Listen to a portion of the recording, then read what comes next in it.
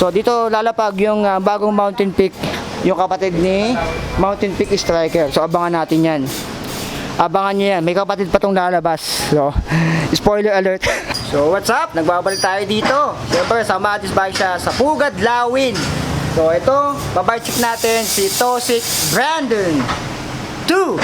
So alamin natin yung piyesa nito, kung ano yung nabago dito. So madaming version ng Toxic Brandon. Meron yung 1.0, 1.2.0. Ito yung 2. Alam ko bukod pa yung 2.0 sa 2. Tapos may 3, 4, 5. Napakadami niya. May ultimate pa yan.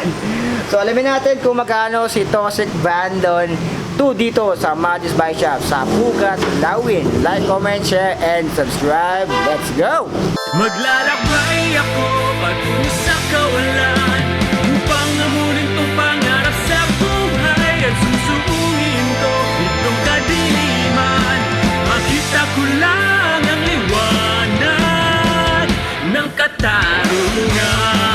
Okay, so tignan natin kung ano yung nabago dito o yung updated or specs ni Toxic Brandon 2. So kitang-kita nyo yung frame niya. Ayan, iba pa yung unang-unang Brandon pero yung hubog nito, yung frame geometry, I think same lang sila nung unang Toxic Brandon.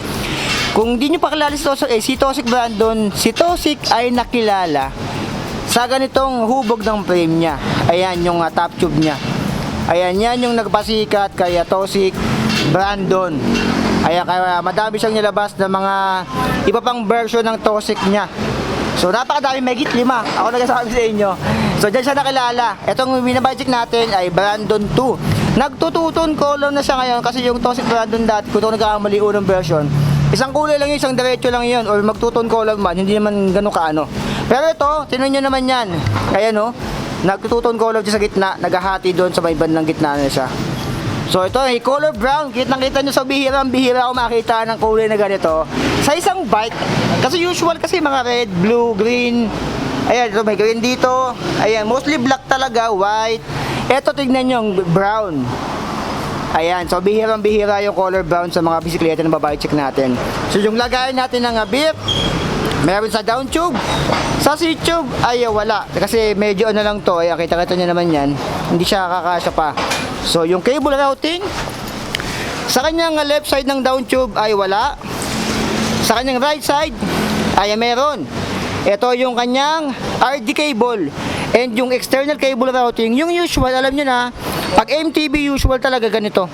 Yung external cable routing niya ay yung kanyang cable or brake cable papunta sa likod. Head tube, tapered na rin. Ayan, wala rin nabago dito. Tapered pa rin siya, pero ang ganda ng pagkakamat nito. Malakas talaga dating sa akin ng mga matte color. Ayan, may S dito. Ay, S tuloy. Parang siyang H, you know? At saka S. So, kayo nang bahalang humusga kung anong letter talaga yan.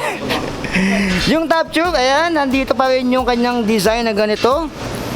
Ang ganda, may silver seed dito banda. Tapos may, parang siyang merong may texture siya dito. Eh, nandito yung Brandon 2. Eh, nandito yung warning, alam nyo na, nabawalan tanga, mag-helmet ka, tulog ka, para bagising mo, ride out ka na lang. So, sasakay na lang sa bisikleta nang naka-brake, charot lang. So, may Brandon din sa kanyang right side. Ditong sa side, meron din. Ayan.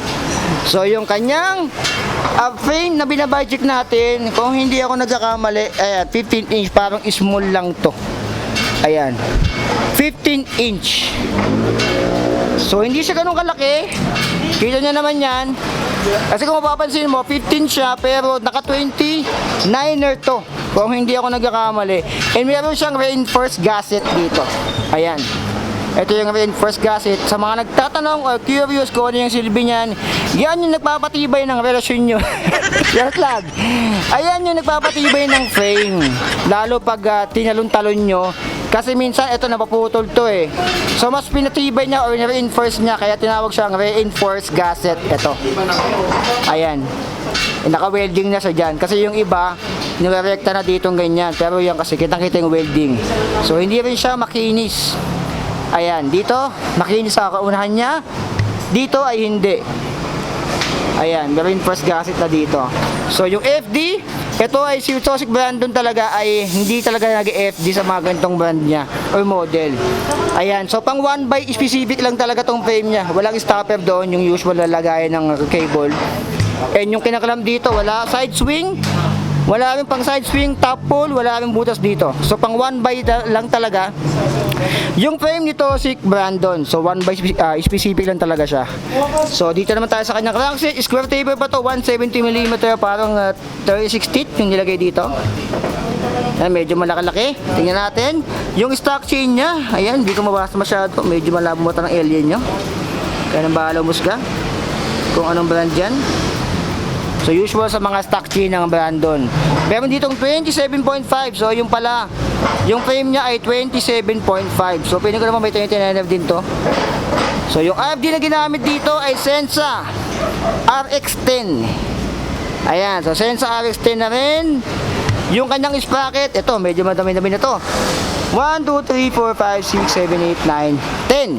So 10 speed, 1x10, 11 yung pinakamaliit. 40 teeth naman yung pinakamalaki. Ayan, so okay na ito pangahon. 1x10 speed na and cassette na rin. Yung kanyang hub ay alloy and seal bearing na rin. Wala lang siyang brand, so alien yung kanyang brand, no? Ganyan yung mga brand kapag walang pangalan, alien.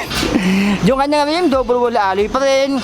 And ito yung rim na maliwanag sa gabi. Ayan, meron siyang reflector dito.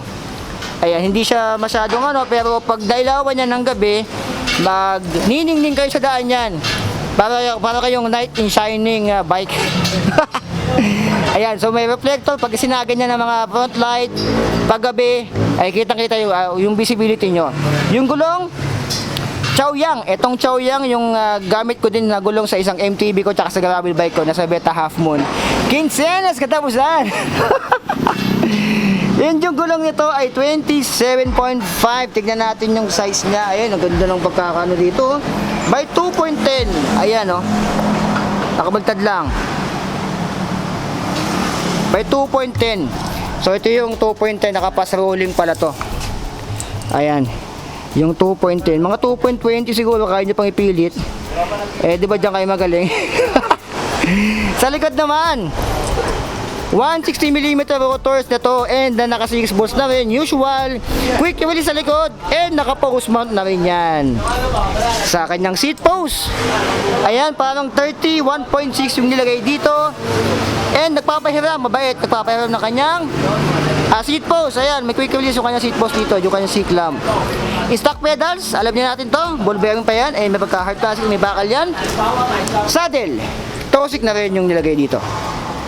Sa fork naman, yung fork nito ay bakal pa and 80mm travel, meron siyang sag. Ang silbi niyan, kapag nag-bounce kayo, malalaman nyo kung hanggang saan yung tinalon nyo.